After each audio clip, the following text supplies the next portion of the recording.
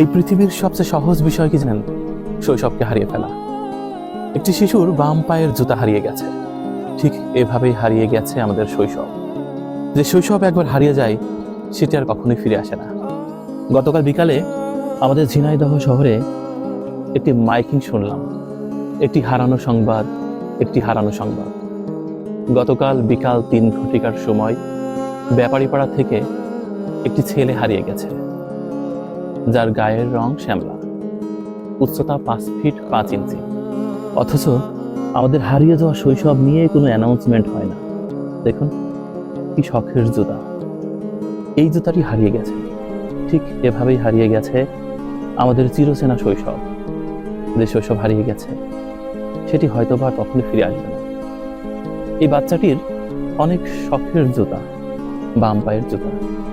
এটি তার বাবা যখন এনে দিয়েছিল তখন হয়তোবা সেই বাচ্চাটির সুখের সীমা ছিল না, অথচ শখের জুতা হারিয়ে গেছে। আমাদের গেছে যেদিন একেবারেই গেছে। দিনগুলি মোর সোনার খাঁচায় রইল না।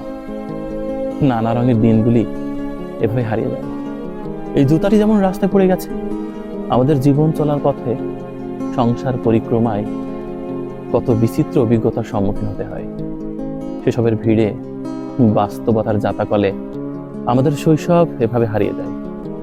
এই জুতাটির মতো এভাবে রাস্তার উপর পড়ে গেছে। এই হারিয়ে যাওয়া জুতা দেখে মনে হলো ঠিক আমাদের শৈশব এভাবে আমরা রাস্তায় হারিয়ে ফেলেছি।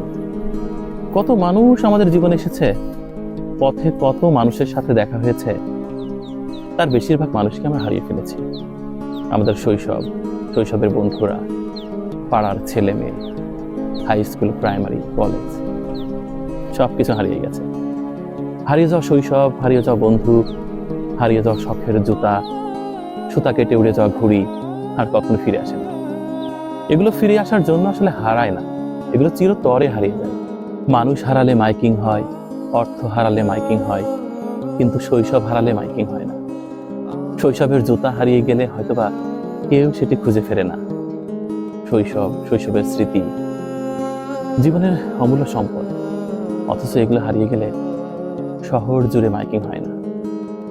চিৎকার করে কেউ বলে না আমার হারিয়ে যাওয়া শৈশব ফিরিয়ে দেন। অথচ মানুষ হারিয়ে গেলে আর্তনাদের সীমারেখা নেই, সম্পত্তি হারিয়ে গেলে আহাজারির শেষ নেই, কিন্তু শৈশব হারিয়ে গেলে নীরবে বুকের মধ্যে চাপা কান্না।